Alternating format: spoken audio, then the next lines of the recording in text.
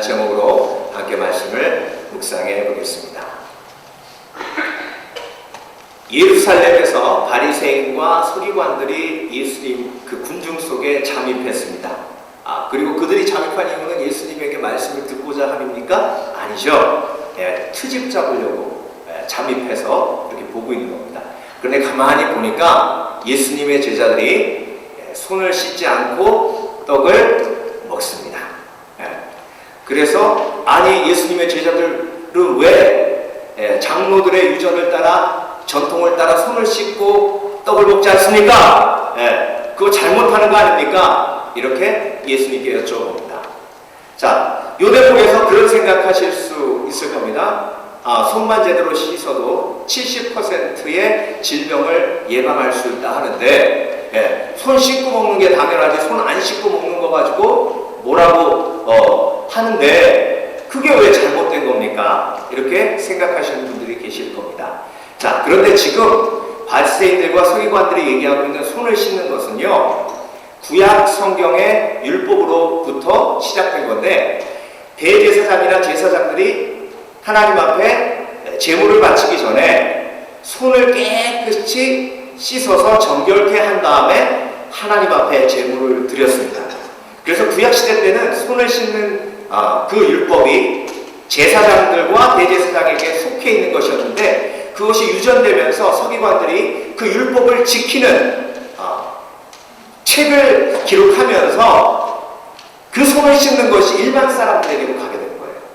그래서 우리가 떡 먹기 전에 손 씻는 게 그냥 씻는 것처럼 얘기하는 게 아니고, 이 물을 가지고요, 손 씻기 전에 의식을 치르는 것처럼 손에다가 이렇게 물을 뿌립니다. 그리고 손을 이렇게 문지른 다음에 이렇게 한 다음에 이제 내 손이 깨끗해질 거예요. 그게 의식이에요. 그 의식을 치른 다음에 떡을 먹어야 했습니다. 그만큼 이스라엘은 율법을 지키는데 엄격했습니다. 얼마만큼 율법을 지키는데 엄격했냐면요, 예를 들면 안식일 날이요, 거울도 안 봤어요. 거울을 보지 않는 이유가 뭐냐면, 거울을 보면 코털을 깎고 싶은 유혹에 빠질까봐. 왜냐하면 코털을 깎는다는 건 안식일날 일하는 거거든요. 그래서 거울을 보면 코털을 깎고 싶고, 코털을 깎으면 율법을 범하는 거니까 거울을 아예 안 봤다. 그만큼 유대인들은 율법을 지키는 것에 아주 열심이었습니다. 그런데 그 중에 가장 중요한 율례 중에 하나가 바로 음식에 관한 것이었어요. 그래서 여러분, 이스라엘에 가면 맥도날드가 이렇게 있는데요, 밑에 코셔라고 되어 있죠. 그렇죠? 이스라엘에만 있는 맥도날드 사인입니다. 그 코셔라는 건 뭐냐면, 성경에서 얘기하는 깨끗한 음식, 클린 음식을 코셔라고 합니다. 그래서 커피도요, 뒤에 보면 코셔라고 되어 있는 게 있어요. 그건 율법에 따라서 만든 코셔니까 히브리 사람들, 유대인들이 먹어도 된다는 얘기입니다. 자, 신명기 10장에 어미의 젖과 그 새끼의 고기를 함께 삶지 말라는 말씀이 있어요. 그 말씀이 바로 이건데요, 너는 염소 새끼를 그 어미의 젖에 삶지 말지니라. 요 율법, 요 말씀 때문에 이스라엘 사람들은 유제품과 유가공 제품과 고기를 함께 먹지 않습니다. 그러니까 이스라엘의 맥도날드에는 치즈버거가 없어요. 왜냐하면 유제품과 고기를 함께 먹지 않기 때문에 그렇습니다. 이렇게 엄격한 음식의 율례가 아직도 유대인들은 지키고 있어요. 그래서 유대인들이 쇼핑하는 거 보면 설탕 한 봉지를 사도 그 뒤에 코셔라고 되어 있는지를 확인을 합니다. 자, 그런데 그런 엄격한 율법을 지키는 가운데 예수님의 제자들이 손을 안 씻고 떡을 떼서 먹으니까 바리새인들과 서기관들이 그 말 할만해요? 안 해요? 할만하죠. 그랬더니 예수님께서 뭐라고 그러시냐면, 너희들이 전통을 하나님의 말씀보다 우선했다는 것이죠. 제 5계명이 뭐죠? 예수님께서 하신 말씀 중에 내 부모를 공경하라 하는 말씀이죠. 그 공경하라라는 말씀의 히브리어 원어를 보면 부모님을 공경한다는 건 곧 부모님에게 돈을 드리는 거예요. 그래서 10계명 제5계명을 지키는 건 부모님을 공경하라 간단해요. 부모님 앞에 용돈 드리는 거예요. 그 돈의 문제가 나오죠. 자, 그런데 너희들이 부모님께 불순종하면 돌로 쳐 죽이라고까지 엄격하게 율법에서 말씀하셨는데 사람들이 그 율법을 어떻게 이용을 했냐면 부모님한테 드릴 돈을 성전에다 고르반이라는 것은 하나님께 드리는 예물이라고 구별된 것을 의미합니다. 그 고르반으로 드리고 나서 아버지께 어머니께 드릴 돈이 없어요 이러면 바리새인들과 서기관들이 그거 괜찮다 이렇게 가르치는 거예요. 그러니까 하나님의 말씀보다 전통이 우선한 거예요. 너희들이 지금 그런 잘못을 범하고 있다는 것입니다. 자, 손이 깨끗하고 음식이 깨끗한 율법을 하나님이 주신 이유는 그 이유는 바로 영혼의 깨끗함을 점검하기 위함인데 그런데 너희는 영혼의 깨끗함을 점검하기보다는 육신의 깨끗함과 음식의 깨끗함을 점검하는데 머물러 있다는 것입니다. 그래서 사람 입으로 들어가는 것은 마음으로까지 가지 않기 때문에 입으로 들어가는 것은 그냥 뒤로 나온다는 거예요. 그래서 마음에 영향을 끼치지 못한다는 겁니다. 그런데 모든 더러운 것, 악한 것은 사람으로부터 나온다는 거예요. 어디로부터 나오는 거예요? 사람의 마음으로부터 나오는 거예요. 미움, 다툼, 시기, 질투, 살인, 음란 그런 모든 더러운 것들이 사람으로부터 나온다는 것이에요. 그러니까 하나님께서 우리에게 율법을 주신 것은 음식이 깨끗한 것인가 내 손이 깨끗한 것인가를 점검하기 위함이 아니라 그 이면에 내 마음이 깨끗한 것인가 라고 그것을 점검하기 위해 율법을 줬는데 그것을 생각지 않고 겉으로만 의식적인 모습으로만 나가니까 너희들이 바로 위선이라는 거예요.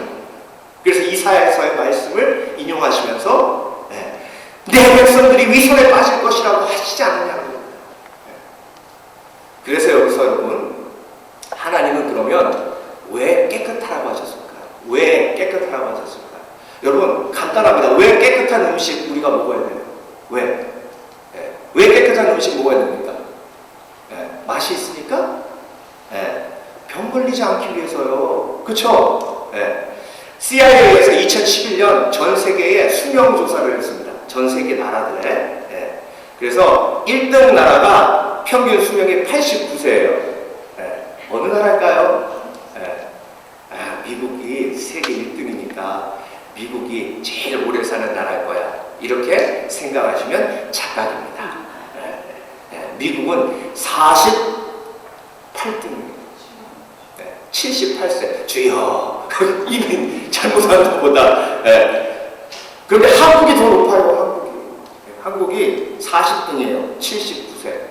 그런데 중요한 건요, 미국은요, 남녀 평균 수명이 비슷해요. 여자가 한 6개월 정도 더 많이 살아요. 근데 한국은요, 남자는 75세, 여자는 82세. 그러니까 남자들은 이미 잘한 거예요. 그 이유는 여러 가지가 있겠죠, 그렇죠?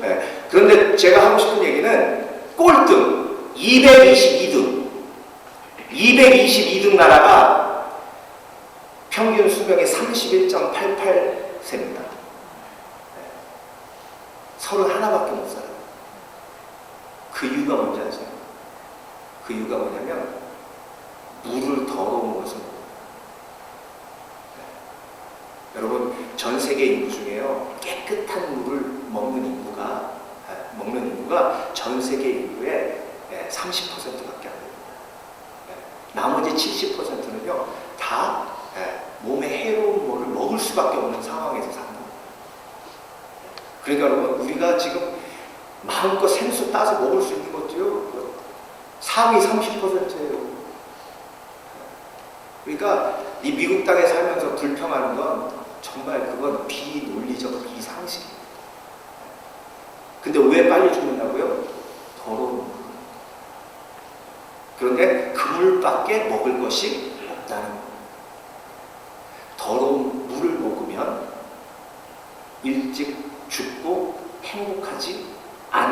마찬가지로 내 영혼이 더러우면 절대 행복하지 않기 때문에 하나님은 우리에게 율법을 주셔서 신명기 10장에 뭐라고 하셨습니까? 내가 너에게 율법을 준 이유는 너희의 행복을 위함이라. 그래서 율법이 있어야 내 마음속에 더러운 것이 있는지 없는지를 알 수 있는 것이죠. 그래서 여러분, 우리가 정결해야 행복한 거예요. 그래서 마음이 청결한 자는 복이 있나니 저가 하나님을 볼 것이요. 하나님을 본다는 건요, 하나님과의 교제를 온전히 누릴 것이요. 하나님과의 교제 없이는 샬롬이 없어요. 하나님과의 교제가 있어야만 샬롬이 있습니다. 그래서 마음이 청결해야 행복한 거예요. 그런데 여러분, 인간은요, 어떤 어리석음이 있냐면, 청결하지도 않으면서 행복하려고 해요. 도둑들이요, 왜 도둑질하는지 아세요? 도둑이 왜 도둑질해요? 네? 도둑질이 왜 도둑질해요? 열받아서? 네. 왜 도둑질해요? 도둑님들은 행복하려고 도둑질해요. 그래요, 안 그래요? 행복하려고 도둑질해요. 사기꾼들은 왜 사기쳐요? 행복하려고 사기쳐요. 네. 헤롯 왕이 왜 2살 이하의 모든 아이들 죽이려고 그랬어요? 자기의 왕권을 지켜야 행복하니까 결국 2살 이하의 모든 아이들을 죽임으로 자기가 행복하려고 한 거예요. 네. 북한의 김정은이 장성택 씨 왜 죽였어요? 자기 정권을 튼튼하게 해서 행복하려고. 그러니까 여러분, 인간의 어리석음이 여기서 드러나요. 여러분, 정결해야 행복합니다. 그런데 인간은 정결할 생각을 하지 않고 그 상태에서 행복하려고 해요. 그게 가장 어리석은 인간의 아이러니 중에 하나고, 그것이 죄인의 가장 어리석은 부분 중에 한 가지입니다. 저와 여러분 거짓말 하잖아요. 그렇죠? 거짓말하는 건 목적이 뭐예요? 그 상황을 모면하는 거예요. 그 어려운 상황을 모면하는 거예요. 결국 뭐예요? 행복해지려고 거짓말하는 거죠. 그런데 그게 어리석은 일이기 때문에 하나님은 우리에게 정결을 도전하십니다. 그런데 문제는 왜 정결하게 하시는가? 행복하기 위해서. 그런데 어떻게 정결할 수 있는가? 요 질문이 중요합니다. 바리새인과 서기관들은 어떻게 생각했어요? 어떻게 정결하게 될 수 있다고 생각했어요? 씻는 것으로. 씻는 것으로. 여러분, 침례 요한이요, 예수님 오셨을 때 침례를 줬죠. 그렇죠? 침례를 줬죠. 그러면 침례 요한이 준 침례가 예수님이 준 침례일까요? 아니에요. 아닙니다. 요한이 준 침례는 히브리어로 트빌라라는 것인데요. 예수님이 오시기 전에도 침례는 있었습니다.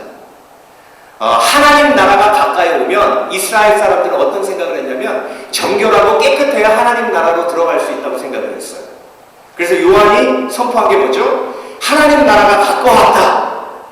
그러니까 사람들이 나와서 하나님 나라에 들어가려면 내가 정결해야 된다. 그래서 요단강에서 침례를 받는 겁니다. 그건 트빌라라고 해서 이미 있었던 것이에요. 유대인의 개념은 정결해야 하나님을 볼 수 있고 정결해야 하나님께 나아갈 수 있고 그래야 내가 평안과 행복을 누린다는 사실을 알고 있었습니다. 그런데 예수님께서 오늘 물로만 죄를 씻는 것이 아니라는 것입니다. 오늘 그 이야기를 두 번째 이야기로 우리에게 해주고 계시는 겁니다. 자, 두 번째 이야기는 뭐예요? 우리가 아주 잘 알고 있는 가나안 여인의 이야기입니다. 가나안 여인을 이 나오기 전에 예수님께서 어느 지방으로 가시냐면 두로 지방으로 가십니다. 두로. 그런데 여러분, 이 두로 지방은요, 성경에서 보면 죄악이 간영한 도시, 하나님이 심판하는 도시의 이름으로 거론할 때 소돔과 고모라 다음으로 많이 언급하신 것이 두로와 시돈입니다. 그러니까 이스라엘 백성들은 두로라는 단어만 딱 들어도 죄악된 도시라는 개념이 있습니다. 우리가 소돔 그러면 LA가 소돔 같다 그러면 LA에 죄악이 관영했다 이런 뜻이잖아요. 그쵸? 두로하면 죄악이 관영한 도시. 그래서 이세벨 있죠, 이세벨. 성경에서 나오는 가장 악한 여인, 아합의 와이프. 나봇의 포도원 빼앗고 결국은 하나님의 저주를 받아서 비참하게 죽죠. 그 이세벨이 두로 출신이에요. 그래서 이스라엘 사람들은 두로하면 죄인의 도시라는 것으로 딱 알고 있었습니다. 그런데 예수님이 그 두로로 향하신 거예요. 그래서 그 두로에 들어가서 한 집에 머무시는데 예수님이 오셨다는 것을 비밀로 하는데 그게 새 나가서 사람들의 귓가에 들어가고 한 여인이 예수님을 찾아옵니다. 그런데 그 여인이 어떤 여인이냐면 성경은 뭐라고 말씀하시냐면 잘 들으세요. 더러운 귀신 들린 딸이 있는 여인이. 자, 마태복음에도 똑같이 가나안 여인 이야기가 나오는데 마태복음에는 그냥 귀신 들렸다라고 얘기합니다. 그런데 마가복음에는 지금 7장의 이 이야기와 연결시키면서 마가가 뭐라고 지금 이야기하고 있어요? 더러운 귀신 들린 여인이. 그러니까 여러분 앞부분에 영혼의 깨끗함에 대해서 예수님께서 말씀하신 다음에 그 다음 이야기는 영혼이 어떻게 깨끗해질 수 있는가를 이야기해주는 이야기로 연결되고 있는 거예요. 그러니까 하나님의 의도가 마태복음의 가나안 여인의 이야기와는 다른 거예요. 마태복음의 가나안 여인의 이야기는 핵심이 믿음입니다. 그런데 마가복음의 가나안 여인의 이야기는 핵심이 정결이에요. 그래서 이 두 이야기를 혼합해서 설교하면 두 주제가 어긋나기 때문에 따로 묵상을 해야 됩니다. 자, 더러운 귀신 들린 여인이 어떤 삶을 살았어요? 더러운 귀신이 집안에 들어오므로, 그 더러움이 집안에 들어오므로 슬픔, 고통, 죄책감, 그리고 절망감. 딸이 더러운 귀신에 들려 있어서 일상을 제대로 할 수가 없는 거예요. 여러분, 우리 영혼 속에 더러움을 내어두면, 그대로 내어두면 우리 삶이 이렇게 됩니다. 어두워지죠, 절망하죠, 낙심하죠, 짜증나죠, 미워지죠. 그러니까 손이 깨끗한가는 점검하고 내 몸이 깨끗한가는 점검하는데 우리가 내 영혼이 깨끗한가는 점검을 안 한다는 거죠. 그러니까 내 삶 속에 절망과 고통과 어두움과 괴로움과 불평과 미움과 시기와 질투가 그대로 남아서 내 속에서 역사하는 거예요. 그러니까 집안이 어두워지고 관계도 깨지고 서로 싸우게 되고, 그러니까 그 여인이 더 이상 못 견디겠는 거예요. 이렇게 사는 건 차라리 죽는 게 낫겠다 싶어요. 그런데 이 더러운 귀신을 우리 집 밖으로 쫓아낼 방법이 없는 거예요. 여러분들도 그런 마음 드십니까? 내 속에 있는 미움, 다툼, 시기, 질투, 정말 당지는 마음, 살인하고 싶은 마음. 아유, 목사님 그래도 살인하고 싶은 마음 좀 넘어요. 근데요, 누가 앞에 확 자석에 확 그냥 쭉쭉쭉쭉 옆에 사람 없으면요, 애들도 가르치지 않으면요, 안 그래 키요 이래요. 그게 얼마나 무서운 날인데, 그렇죠? 얼마 전에 7살짜리가 자기 동생이 같이 안 놀아준다고 아버지 초분해가지고 4살짜리 쐈잖아요. 여러분, 이런 더러움이 우리 영혼 속에 남아있는 것을 안타깝게 여기시고 예수 그리스도가 이 땅에 오신 줄 믿습니다. 그러면 how to be clean, 어떻게 정결케 될 수 있어요? 간단해요. 이 여인처럼 누구 앞에 무릎 꿇어야 돼요? 예수 그리스도 앞에 무릎을 꿇어야 됩니다. 그런데 중요한 건 여러분, 이 여인이 무릎을 꿇었을 때 예수님께서 뭐라고 하셨냐면, 하나님의 자녀들에게 주는 떡을 개에게 던짐이 마땅치 않다 하셨어요. 자, 이 얘기가 무슨 얘기냐면 개라는 것은요 결국 이방인을 의미하고요, 이스라엘의 개념은 이방인들은 곧 죄인이라는 개념입니다. 왜? 이스라엘 사람들이 보면 이방인들이 율법을 지켜야 안 지켜요? 하나도 안 지켜요.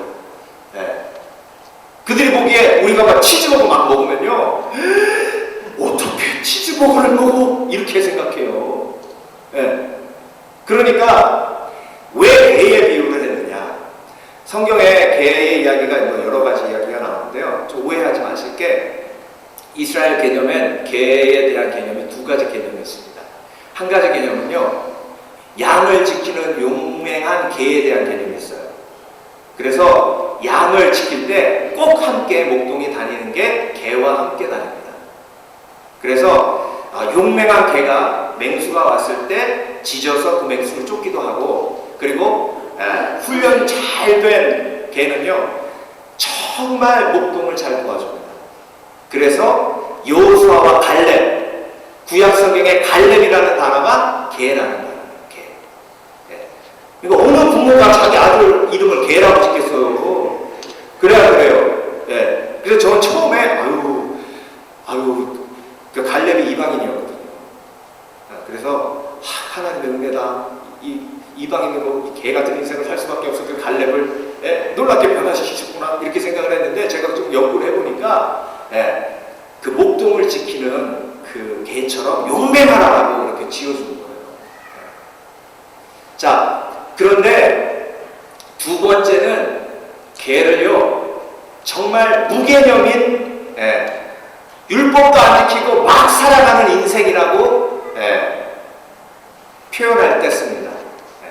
그래서 나사로가 구걸할 때 병이 들어서 옆으로 쓰러져 있을 때 개가 와서 그 헌 곳을 핥더라 하는 말이 나오죠. 그렇죠?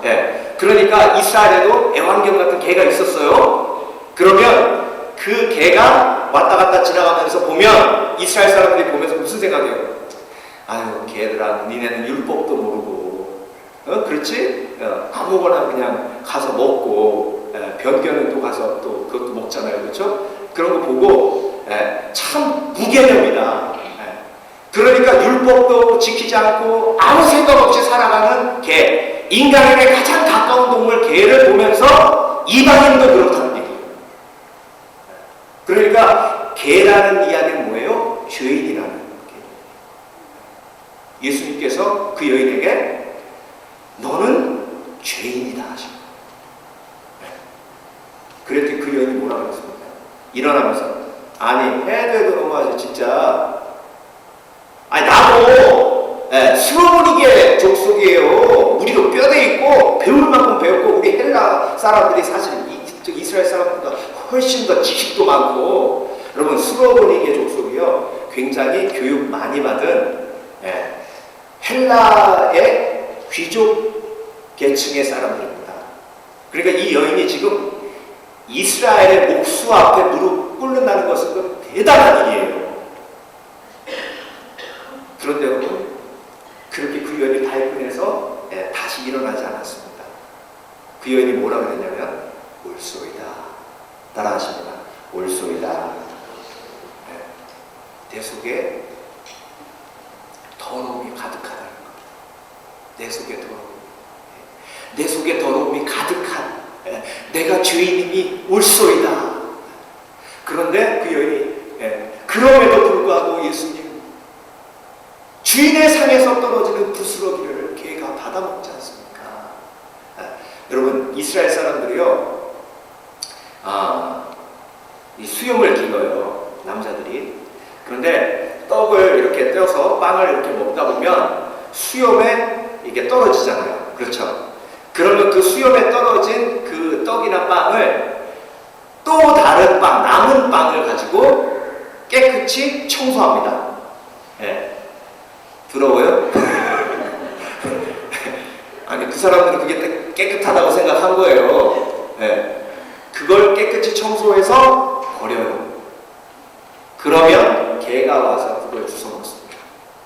지금 스로보니게 여인은 그 얘기를 하고 있는 거예요.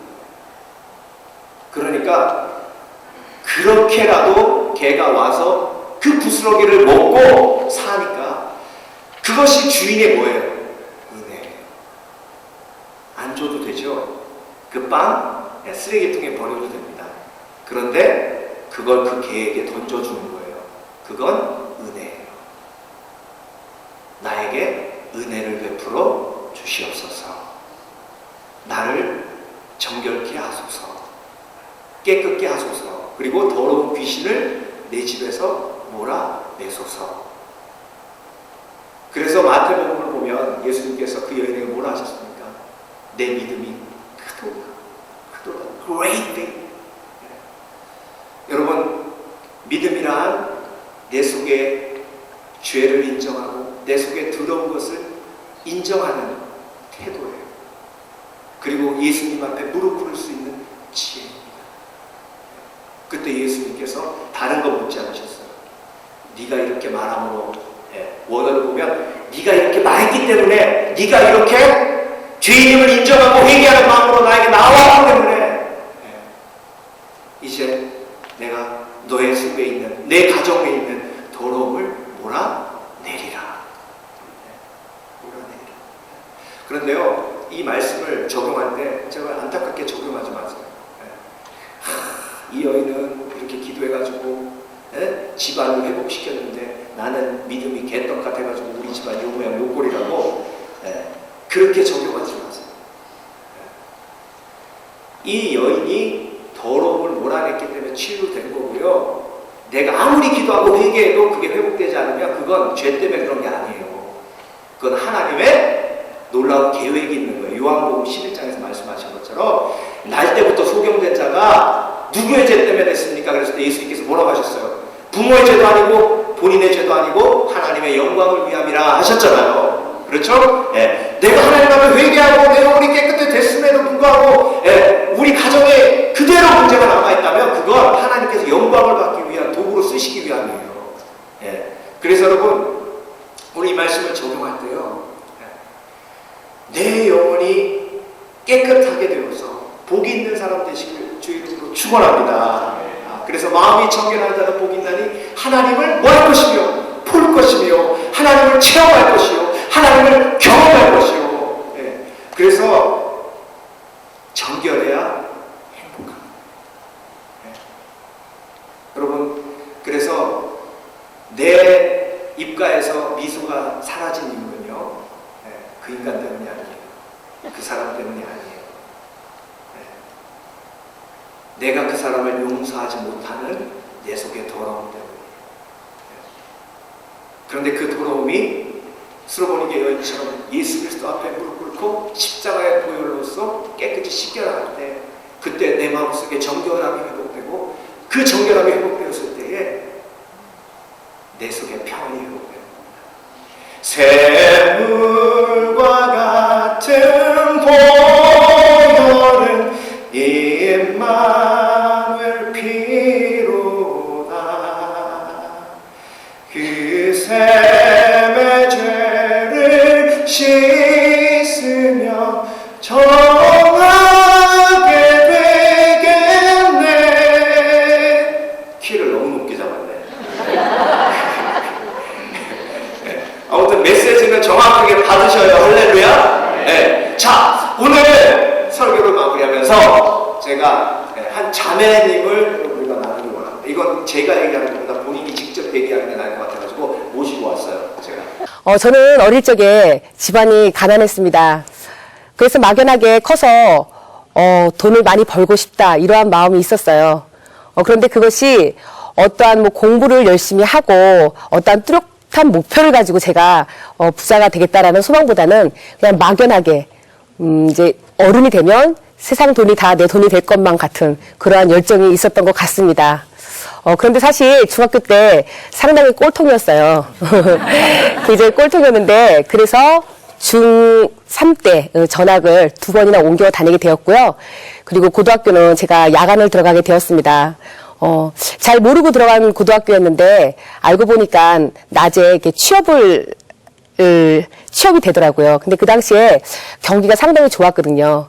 그래서 제가 이제 좋은데 취업을 하고 싶어서 열심히 공부를 했더니 반 배치고사 때 과 1등을 했습니다. 그래서 선생님의 추천을 받아서 대기업에 제가 들어가게 되었습니다. 3년 동안 제가 대기업에서 근무를 하면서 정말 많은 것을 보고 경험하고 느낄 수 있었는데요. 졸업할 당시에 제가 딱 깨달은 거는 이 직장 생활을 해서 내가 추구하는 그 삶에 만족을 얻을 수 없겠다 이런 마음이 들어서요. 졸업을 하는 동시에 직장도 그만두게 되었습니다. 그 이후에 그 95년도에 한참 이 모래시계가 유행할 때쯤에 제가 그 조직폭력배에 있던 제 남편에게 그 포스에 반해서요. 6개월을 일방적으로 따라다니게 되었고요. 그리고 4년 연애를 했고 결혼을 했습니다. 그런데 막상 결혼을 해보니까요. 여자라면 누구나 꿈을 꾸고 싶어 했던 그런 아름다운 가정을 가질 수가 없었습니다. 남편에게는 그 가족의 개념이 제가 아니라 밖에서 함께 움직이는 그 선후배들 관계였고요. 무엇보다 경마를 하면서 많은 돈을 잃은 걸 알고 제가 결국 이혼을 하게 되었는데요. 사실 그 당시에는 상황과 환경 때문에 이혼을 했다고 생각을 했는데 제가 예수님을 믿고 나서 알게 된 것은 제 만족 또 제 기대치에 미치지 못하니까 그 가정이 그냥 이렇게 버려지게 되더라고요. 이혼을 하고 나서 저는 돈을 벌어야 했기 때문에 제 딸아이를 시댁에 맡기게 되었습니다. 돈을 많이 벌면 저는 딸아이하고 행복하게 살 수 있을 거라고 생각을 했어요. 그런데 처음에 그러한 목적과 다르게 제가 이제 시작한 게 처음에 바 장사인데요. 술 장사를 하다 보니까 자꾸 나쁜 습관과 나쁜 이제 쾌락과 방탕과 이런 가치관들이 변하면서 처음 목적과 다르게 변질되더라고요, 제 중심이. 그래서 돈을 벌어서 집을 사고 어떤 제가 추구하는 안락한 삶이 되었는데도 불구하고 제가 딸을 귀찮아한다라는 거를 그때 당시엔 몰랐는데 나중에 제가 그것을 깨닫게 되었습니다. 제가 일했던 그 강남 술집의 그 부류는 템프로라고 하는 곳입니다. 템프로라는 곳은 소위 그 상위 10%가 드나드는 집인데요. 한마디로 부와 명예를 가진 사람들이 들어오는 집입니다. 근데 사실 그 부라는 수준이요. 거기 오시는 분들이 뭐 모두 그런 건 아니지만 거의 뭐 재산이 몇천억, 몇백억, 몇십억, 뭐 거의 그런 수준이었습니다. 물론 아가씨들도 정말 탤런트 뺨치게 이뻤는데요. 그렇다고 그 손님들이 그곳에 와서 늘 비싼 술을 마시고 밴드를 부르고 늘 그 쾌락과 방탕한 삶을 살면서도 삶에 대해서 만족을 하거나 행복해하는 삶을 저는 본 적이 없습니다. 항상 그들은 심심하다라는 말을 많이 했습니다. 아가씨들 또한 그곳에 일하는 아가씨들 수입이 수천만 원대인데요. 그렇다고 그 아가씨들이 그 수입에 만족을 해서 오는 아가씨들이 없었습니다. 그 외의 목적이 있었던 것이 많은데요. 사실 마담들이 하는 일이 그런 일이에요. 어떤 일이냐면 손님과 아가씨들을 중간에서 다리를 놓고요. 가게 외에서 만나는 관계인데요. 그렇게 짝이 지어지다 보면 외국으로 이제 카지노 여행도 가게 되고요. 또 골프 여행도 가게 되고 또 이 아가씨가 마음에 들면 비싼 수입차도 사주고요. 또 이제 아파트도 서슴없이 계약해주는 것을 많이 봤습니다. 그렇다고 그들의 관계가 오래가는 건 아닙니다. 오래가는 건 아니고 거의 평균 한 1년 정도 이렇게 가는 걸 봤습니다. 제가. 근데 그렇다고 그 아가씨들도 그렇게 벌었던 돈을 또 이렇게 좋은 데로 이렇게 쓰는 게 아니고요. 거의 다 유흥비로 날립니다. 그런 돈을 어떻게 보면은 쉽게 버는 돈이고 어떻게 보면은 어렵게 버는 돈인데 그렇게 번 돈을 가지고 똑같이 유흥업소를 갑니다. 아가씨들이 근무하는 술집은요. 밤 12시면 끝나거든요. 그런데 그 시간에 맞게끔 호스트바라는 데가 12시에 오픈을 합니다. 그 호스트바라는 곳은 남자 접대부인데요. 이제 아이돌 같은 아이들이 나와서 그 동일하게 여자에게 술을 접대하는 겁니다. 그러니까 이제 아가씨들이 스트레스를 받은 것을 그대로 가서 푸는 거거든요. 그러니까 그렇게 여자들이 유흥업소에서 일하는 애들을 저희가 이제 꽃뱀이라고 불렀는데요. 동일하게 호스트바에서 일을 하는 남자애들을 저희가 선수라고 불렀거든요. 근데 그들은 결코 그 삶에 그 젊음이 끝날 거라고 생각을 하지 못하는 것 같습니다. 왜냐하면 과소비를 해도 언제든지 가게를 가면 쉽게 거액의 돈을 마이킹을 받을 수가 있었어요. 그 마이킹이라는 것은 선불입니다. 하여튼 그렇게 모두가 뭐 유흥업소에서 일하는 아가씨들이 그런다는 건 아니지만 적어도 제가 경험했던 삶에서는 늘 그런 시간들이 반복되었던 것 같아요. 그러한 시간을 반복하다가 어느 날 저에게 우울증이 찾아왔습니다. 모르겠습니다. 우울증이라는 게 제가 어떤 힘든 상황에 접해서 온 게 아니었고요. 굉장히 제가 어떤 추구하는 삶을 만족했을 때 그 밤과 낮과 생활에서 오는 그 차이 때문에 그런지 몰라도 낮이 되면 항상 허무하고 괴롭고 죽고 싶다라는 생각을 반복적으로 하다가 제가 지인에게 제 고백을 했더니요. 병원에 가서 한번 정신과 상담을 한번 치료를 해보라고 권면해 주더라고요. 그래서 대학병원을 가서 제가 상담을 받아봤는데 참 신기한 거는 그 의사가 제 고민을 몇 마디 들어보더니요. 제 문제를 딱 짚더라고요. 그런데 문제는 제게 해결책을 주지 못했습니다. 거기서 상황극을 통해서 어떤 비싼 그 상황극을 통해서 치유하라는 치료법이 있었는데 제가 들었을 때는 적어도 그것이 제 병을 낫게 주겠다라는 그 신뢰성이 없었어요. 그래서 들었지만 그걸 무시하게 되었고요. 그러던 어느 날 또 낮에 이렇게 우울하다는 생각이 자꾸 들었습니다. 근데 마침 제가 감기나 이렇게 비염이나 알러지 같은 것이 있기 때문에 집안에 항상 이렇게 알약이 많이 있었는데요. 약을 꺼내 보니까 그 약이 한 이제 배갈이 좀 넘게 나오더라고요.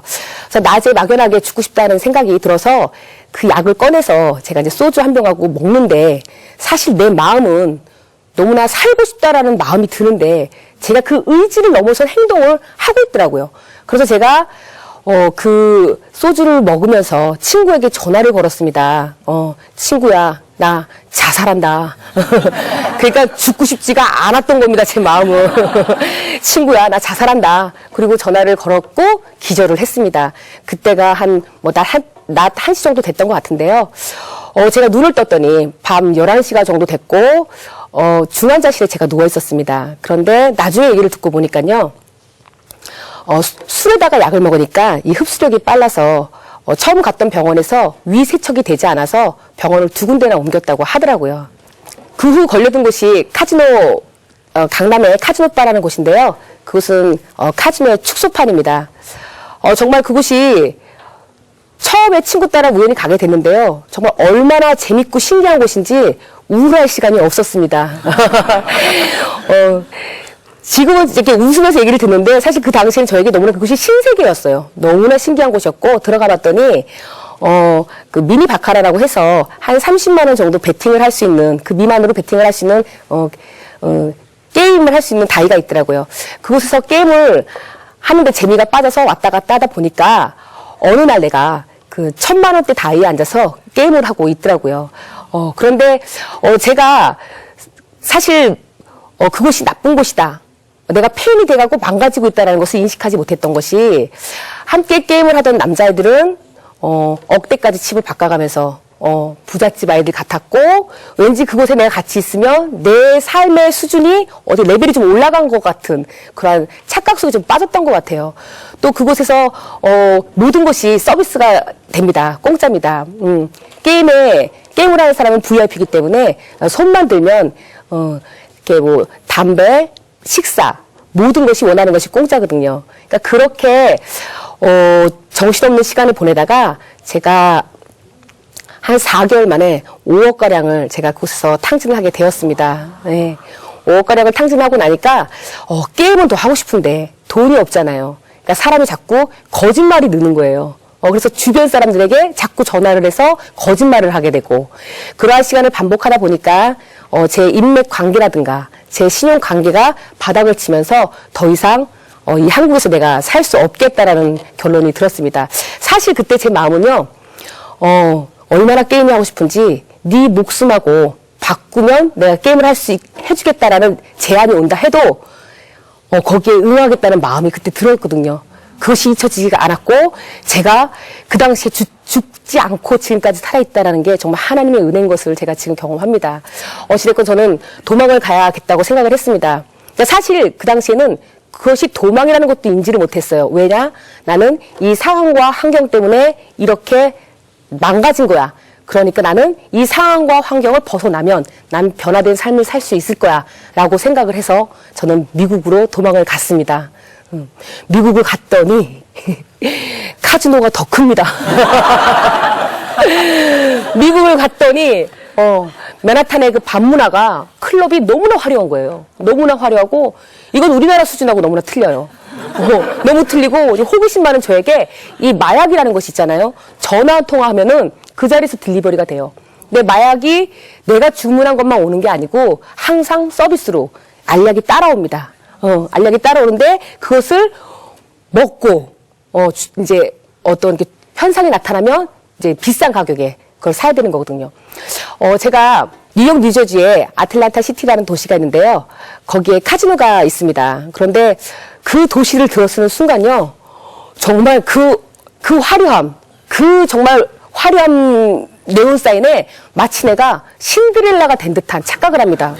그러니까 그 상황과 판단이 서지 못하니까요. 내가 가서 무엇을 하는 행동을 하고 있는지를 인식을 잘 못하는 것 같아요. 제 친구하고 항상 차를 끌고 갑니다. 게임을 합니다. 돈을 잃잖아요? 그럼 차를 담보로 맡깁니다. 그런데 참 신기한 건 거기서 또 돈 다 잃은 사람에게 리무진을 또 대여를 해줘요. 서비스로. 그러면은 버스만한 리무진 타보셨습니까? 그 리무진을 타고 100불을 지고 옵니다. 100불을 왜 지고 오냐면 칩 하나를 왜 남겨야 되냐면 기사 팁을 줘야 되거든요. 그거를 들고 타고 오는데 이게 뭔가 좀 이상한 거야. 돈은 다 잃었는데 차는 리무진이고 뭔가 좀 상황이 이상한 거예요. 그런데 집에서 딱 내리면 현실이잖아요. 현실이니까 또 그 괴리감에서 오는 생각 때문에 죽고 싶다. 그런 생각이 반복되는 겁니다. 1년을 살아서 변화될 줄 알았는데 변화가 안 되니까 이건 더 망가지겠다는 생각이 들어서 제가 1년 만에 한국을 들어오게 됐습니다. 한국을 다시 들어와서 배운 게 도둑질이라고 다시 또 제가 일하던 그 강남 템포로 가게를 찾아갔습니다. 찾아갔는데 제가 결국은 사실 거기서 두 손을 들고 나자빠지게 된 계기는요. 정말 이 어둠에서 벌벌 떨어본 사람이 그 심정을 안다고 사람들 사이에서 진리가 보이지 않았습니다. 사람들 사이에서 진리가 보이지 않았고 그전에는 보지 못했던 부분 같은데요. 제가 이렇게 어떤 모든 것을 잃고 나서 그런지 몰라도 열등감인지 몰라도 자꾸 사람들이 저한테 거짓말을 하는 것 같고요. 자꾸 저를 뭐랄까 얕보는 것 같고 속이고 거짓말하고 어떤 사람들의 그 잔인한 이면 속에 있는 그 잔인한 모습들이 자꾸 이게 보이는 거예요. 그러니까 사람이 육체적으로 힘든 건 참겠는데요. 그리고 정신적인 스트레스가 이게 반복되다 보니까는 견딜 수가 없더라고요. 그러니까 또 낮에 죽고 싶다, 살고 싶지 않다. 저는 사실 성격이 굉장히 명랑합니다. 굉장히 명랑한데 그 죽고 싶다라는 생각이 왜 드는지 저도 잘 모르겠더라고요. 그런데 자꾸 의지를 넘어선 행동을 반복하려다가 보니까 괴로워서 못 살겠더라고요, 정말. 그런데 그러한 시간을 반복을 하다가 제 운명을 바꾸는 전화 한 통화를 받게 되었습니다.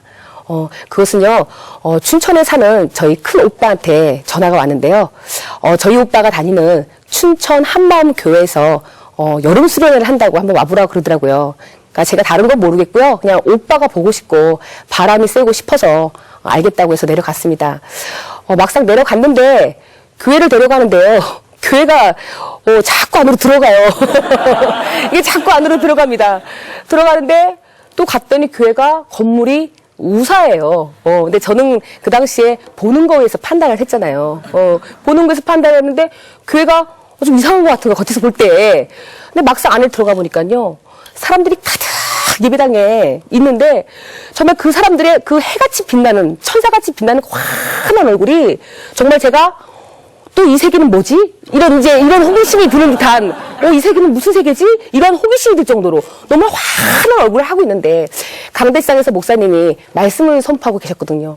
근데 저는 그 목사님이 하시는 말씀을 전혀 못 알아듣겠더라고요. 전혀 알아듣지 못하겠는데 너무나 사람들이 이렇게 진지하게 그 말씀을 듣고 계시는 거예요. 그래서 제가 이제 뭐 말씀도 모르겠고 잘은 모르겠지만 이제 두리번 하면서 이렇게 앉아 있는데 강대상에 칠판이 이렇게 있더라고요. 근데 그 칠판에 그림이 천국과 지옥과 세상이라는 동그라미 3개의 그림이 있는데 저는 그거를 보는 동시에 사실 뭐 죄의 기준은 잘 뭔지 모르겠는데 내가 갈 곳은 지옥이겠구나. 그냥 그 마음이 들었습니다. 그냥 그 마음이 들어서 들었고 그다음에 이제 제가 강남으로 다시 오게 되었습니다. 근데 밤에 가서 다시 생활을 하는데요. 저는 춘천이라는 곳을 한 번밖에 가본 적이 없었거든요. 그래서 자꾸 그곳이 생각이 나는 거예요. 가보고 싶고, 자꾸 그 지옥 그림이 생각이 나고, 자꾸 뭔가 불안하기도 하고, 이런 생각을 하다가 너무 힘들어서 제가 우리 오빠에게 전화를 걸었습니다.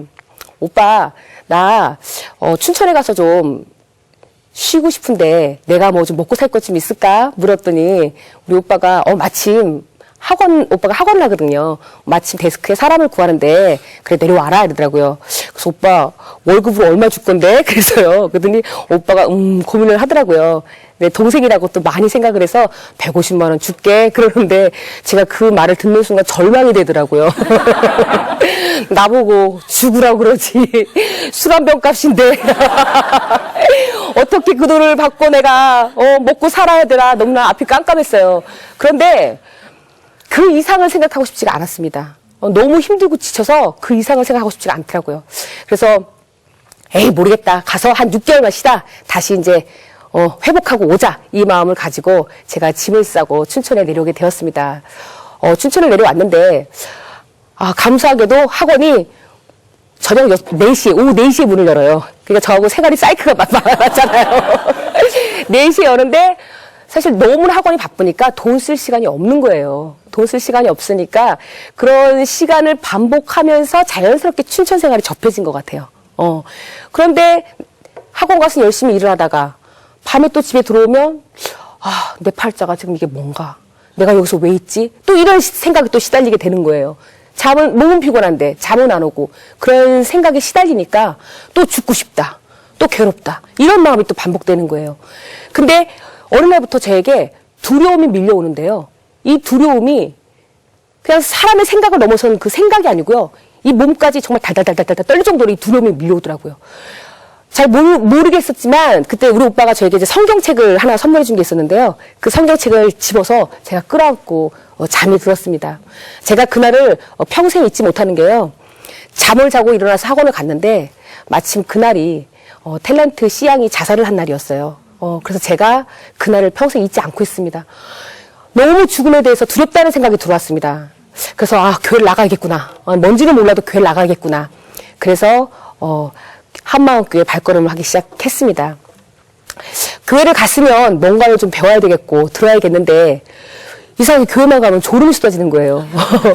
그래서 교회는 편안한 곳이니까 잠이 이렇게 잘 오나 보다 그렇게 생각을 했습니다. 제가. 그런데 예배당만 들어가면은 그 쏟아지는 잠을 견딜 수가 없었어요. 그래서 가방을 들고 예배당에 앉았다가 다시 들고 나와서 유아실로 가서 잠이 드는데 거의 혼수 상태입니다. 거의 혼수 상태로 잠이 드는데 신기한 거는요. 예배가 끝날 시간에 눈이 딱 떠져요.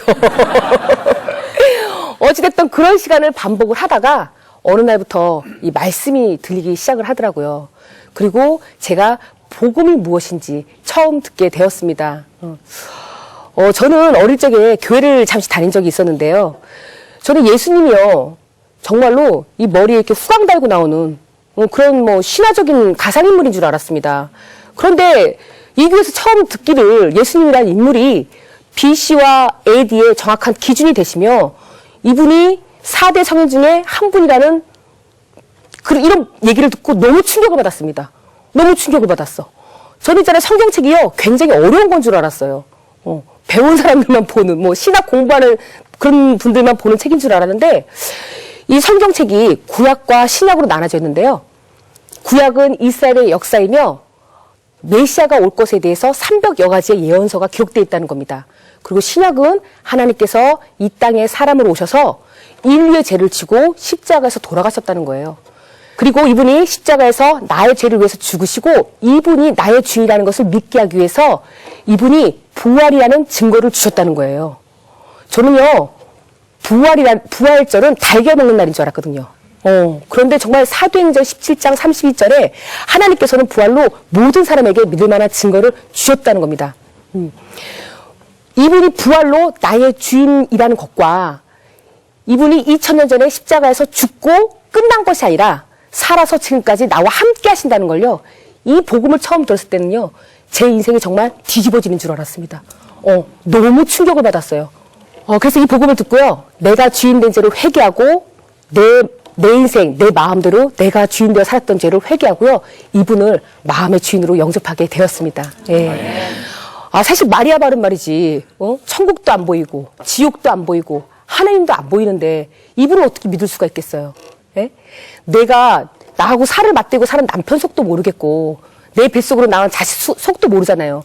내가 내 마음 나도 몰라서 인생을 그 꼬라지로 살았는데 제가 어떻게 보이지 않는 하나님의 마음을 알 수 있겠어요. 그런데 정확하게 사도행전 2장 38절에 말씀에 근거하여 예수 그리스도 이름으로 죄사함을 얻었더니 성령의 제 안에 오셔서요. 이 모든 말씀을 믿게 해주시고 깨닫게 해주시고 가르쳐 주시는데요. 정말 너무나 놀라웠습니다. 저는요. 정말 평생 살면서요. 그 무엇을 가져도 만족이 없던 여자였어요. 그 무엇을 가져도 저는 만족하지 못했던 여자인데 예수님을 영접하고 나서요. 제 안에서 구원의 감격과 이 기쁨과 이 평강과 정말 세상이 줄 수 없는 이분의 사랑을 경험하면서요. 내가 지금까지 세상에서 진짜라고 믿어왔던 이 행복이 짝퉁이었구나. 이것이 정말 짝퉁이었구나. 정말 예수님이 주신 평강과 기쁨을 경험을 하니까요. 이게 정말 오리지널, 이게 정말 명품이구나. 그걸 깨닫게 되었습니다. 이분이 주시는 참된 평강과 기쁨을 누리고요. 너무나 놀라서요. 제가 우리 오빠에게 달려가서 오빠 이거는 나 혼자서 알아서는 안 된다. 오빠 이거는 PD수첩에 연락을 해야 된다. 오빠 이거는 그것이 알고 싶다는 전화를 해야 된다 이거는. 아니 하나님 여기 살아계시는데 도대체 뭐 하는 거냐. 난리가 났었어요 제가. 정말 그 정도로 제가 충격을 받았습니다. 그렇게 이제 이분과 인격적인 관계가 시작되면서요. 새벽 기도가 시작되었습니다. 사실 제가 기도도 할 줄 모르고 말씀도 모르잖아요. 근데 정말 그 성령의 도우심을 따라서 새벽을 갔더니요. 정말 천국과 지옥이 실제인 거를 알게 된 순간 정말 다른 기도가 나오지 않더라고요. 정말 아버지 정말 아버지만 나오는데요. 정말 제가 정말 그 당시 방언이 아버지였어요. 아버지. 이 아버지를 부르면서 정말 기도를 하는데 저는 정말 있잖아요.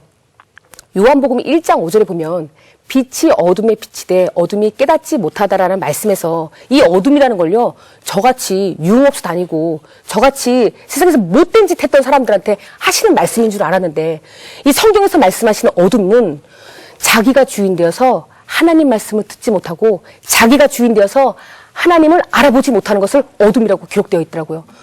내가 내 자신을 알잖아요. 세상에서 얼마나 더럽고 추하고 얼마나 많은 죄를 지고 산지 알잖아요. 근데 내가 어떻게 내가 주인 되었던 죄를 회개하는 것만으로 구원을 받을 수 있을까? 정말요.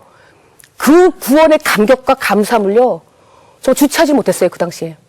물론 지금도 맞습니다. 지금도 너무나 감사하고 감격스러운데 너무나 충격을 받았고요. 정말로 예수님께서 십자가에서 인류의 죄를 끝냈다는 말씀이 맞더라고요. 그러니까 내가 주인된 죄를 돌이키고 이분을 영접한다는 그 말씀이 너무나 당연한 거였더라고요. 정말 이 세상에서 폐인이나 다름없던 제게 정말 이 부활의 주를 만나 정말 이분이 나의 주인 되신다는 이 복음은요. 정말 로또였어요. 로또. 왜냐하면 나는 내 인생 내가 주인 되어 살아가는 게 너무 고달팠거든요. 저는 그렇게 세상에 대해서 열정이 있었지만은 결국은 세상에서 내가 아무것도 할 수 없다는 걸 깨달았기 때문에 이분이 나의 주인 되신다는 이 복음은요. 정말 완전 로또였습니다. 로또. 너무나 감사하고 저는 그렇게 감격에 젖어서 제가 신앙생활을 하게 되었는데요. 이제 새벽 기도를 나가는 가운데 어느 날 하나님께서 제 마음에 금식을 하라는 마음을 부어주시더라고요. 하나님께서 가장 기뻐하는 금식은 흉악의 결박을 끊는 금식이라고 하는데 저는 그때 당시에 금식의 뜻을 잘 몰랐으니까 하나님이 그 마음을 부어주시는데요. 제가 바로 하나님 저는 못해요. 저는 못해요 하나님 이 마음이 들었어요. 근데 하나님께서 기질대로 역사하신다고 제 마음에 이러는 거예요.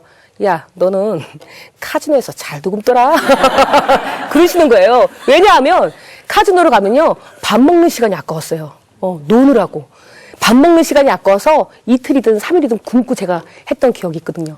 하나님께 너무 죄송한 마음이 들어서 금식을 시작했습니다.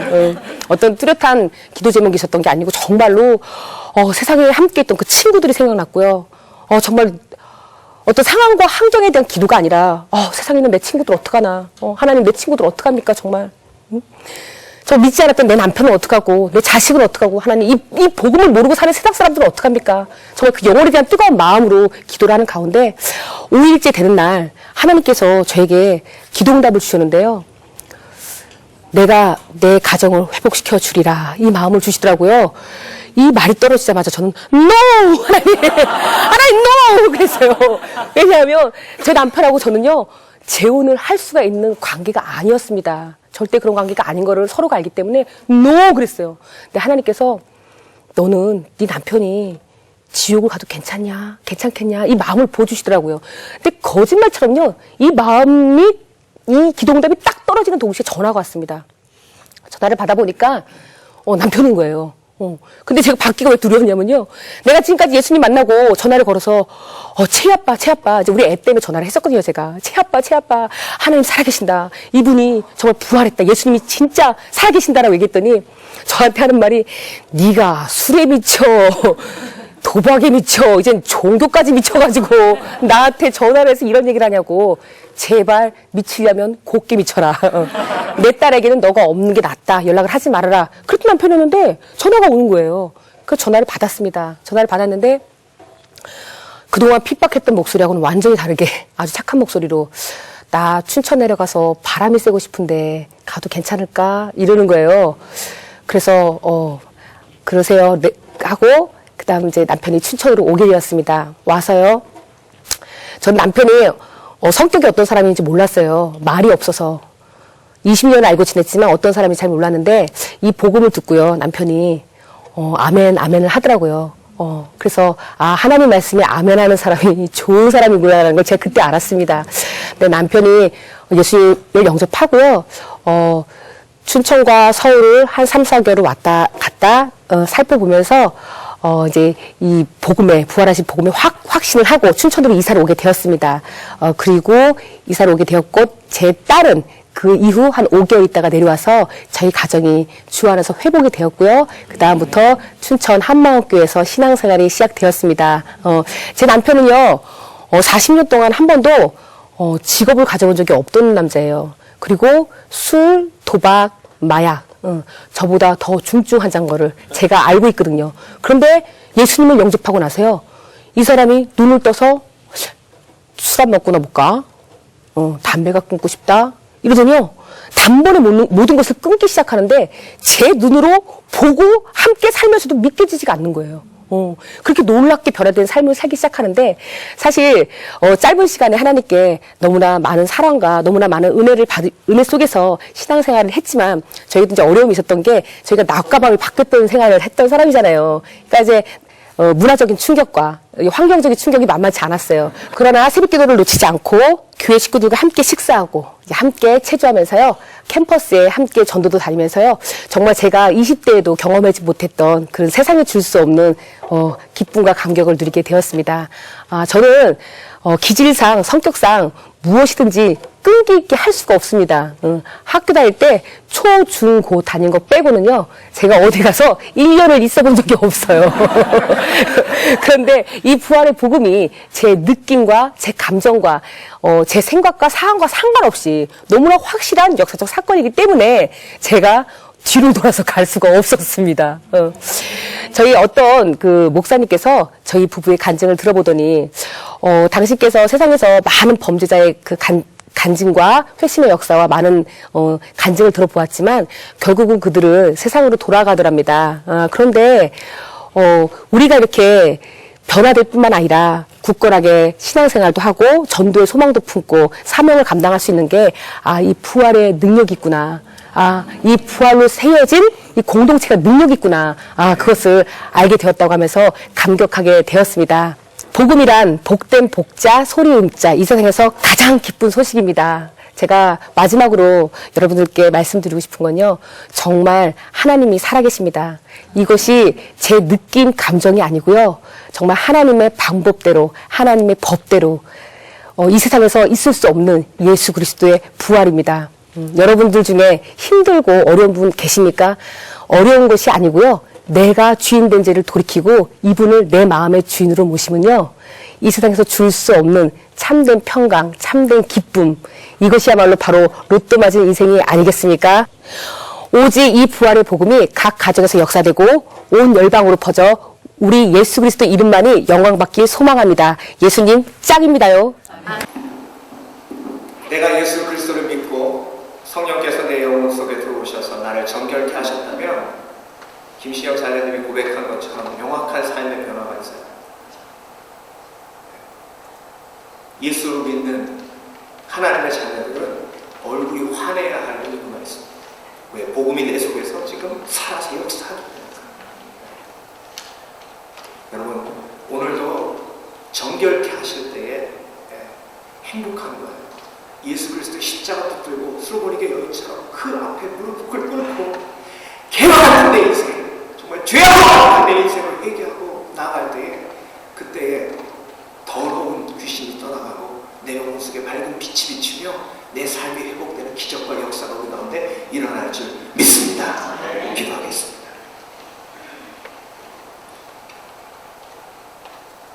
하나님, 술버리게 여인이 고백했던 것처럼 내가 개와 같이 정말 무엇이 옳고 그른지 모르고